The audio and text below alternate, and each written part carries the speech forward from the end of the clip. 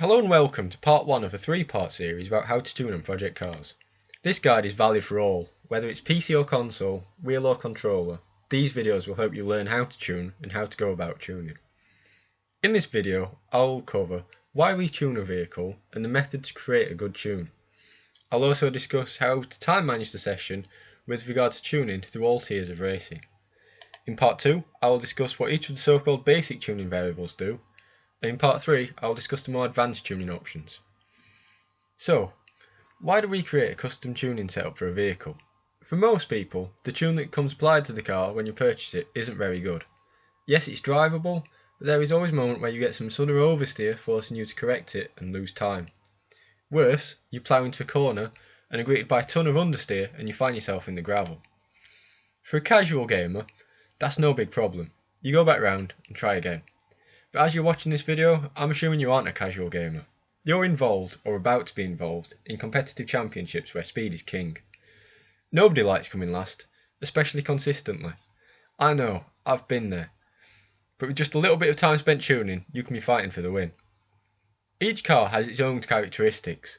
There is no one-size-fits-all tune. Front-wheel drive cars tend to understeer. Rear-wheel drive cars tend to oversteer. The more power you have, the more noticeable these effects are. A tune that is posted on the forums may be well liked and supported, but when you go to try it, the car is suddenly worse. This is why it's important to know how to tune, not just how important tunes are. Before we begin tuning, you need to know the 3 stages of cornering. Corner entry, corner apex, and corner exit. The car will do very different things in these stages. It's important you understand what is going on where, as otherwise you'll be tuning blind. Changing values for the sake of changing values is time consuming and not effective. The straights are pretty simple, so we'll leave those till last. A key thing to remember is that tuning is not a magic button. Adjusting values won't make the characteristics perfect. It's about compromise. In making the corner entry better, you may make the corner exit worse. Once in a blue moon, everything will be perfect. I can't tell you what perfect feels like, you'll need to discover this for yourself. The first step of tuning is learning the track. Nothing is worse than jumping straight into tuning the vehicle when the understeer or oversteer you're encountering are induced by yourself as you are entering a corner of way too hot or have a heavy right foot. Even if you're familiar with the track, you'll still need some time to acclimatise. Now, onto the tuning itself. Start off with the car completely stock. A tune from one track is not necessarily a good place to start as it can be making things worse. Go out, do a couple of laps to see what needs to be improved. Determine what needs to be improved at high speed and low speed corners and whereabouts in the corner the issues are. Start with basic adjustments. These will be discussed in part 2, where the effects of lowering or increasing the value will be discussed, as well as the effects these parameters have on the various corner stages at low and high speed. Now, start by adjusting one parameter only. Don't go to the extremes, but equally at this stage don't move one increment at a time. This is only to roughly gauge if you're going in the right direction. Go out on track and see how the car feels.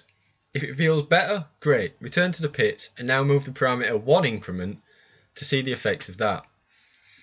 If the car has got worse, go the other way. If the car gets better, carry on going in the same direction with the parameter until it starts to get worse. If the car feels worse after the rough change, then go in the opposite direction. This should cure the problem. However, if it still feels bad, then return to the original setting and change a different setting, as it's likely you've been adjusting the wrong one. Now, you have one parameter set to ideal. If you're lucky, that's all you'll need to make a car feel great. However, it's probably negatively affected the car in other areas. Now you need to move on to the next parameter and begin adjusting that with the same process. Over time, you begin to notice how each parameter affects the car, meaning you can go, oh, I have mid-corner understeer, parameter X needs changing. As a general rule, I tend to find that corner entry can be improved by changing the camber, the spring rates, the damping rates, and the brake settings, among others. I find that mid-corner is affected by things such as the downforce, the spring rates, and the differential settings.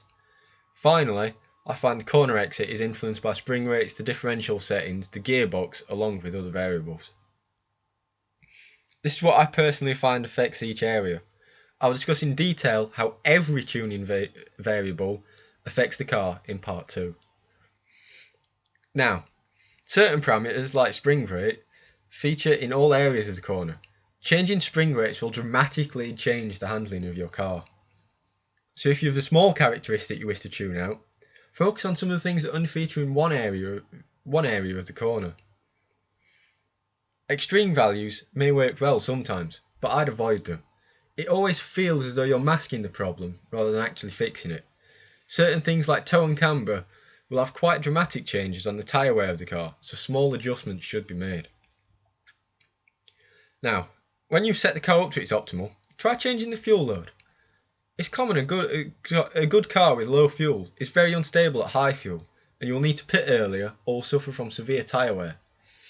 Alternatively, a car that's good at high fuel won't set the world on fire in qualifying too.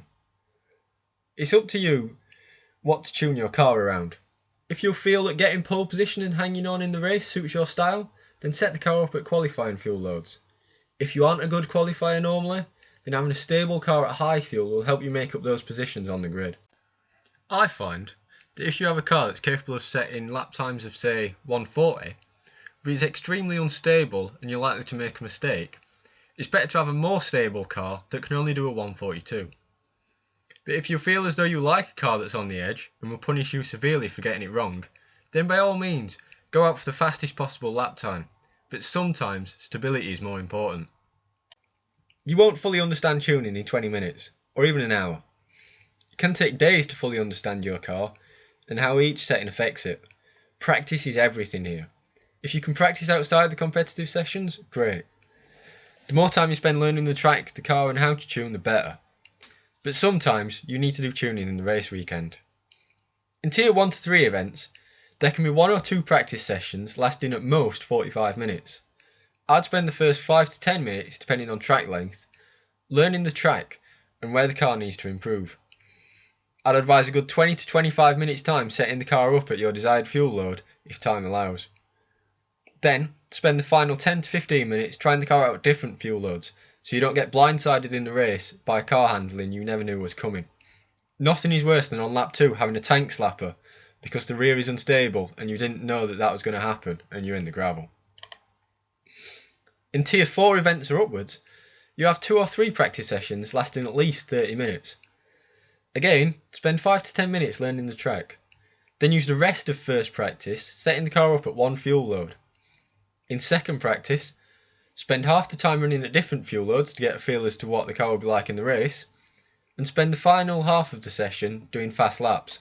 Every fast lap will help, as you learn the limits for qualifying and are less likely to make a mistake. If you have a third practice, brim the car with fuel and run for the full session without pitting, so you can see the wear rate on the tyres and how the car progresses. It is a race simulation, so try not to back off for the entire run. In endurance events, you have 2 1-hour practice sessions. Spend 20 minutes of the first session learning the track. Spend the remainder of the session testing your vehicle at your chosen fuel load. Spend the first half of the second session doing a race simulation. Then for the final 30 minutes, begin qualifying laps to get your pace up from having done slow race simulation to relearn the braking zones.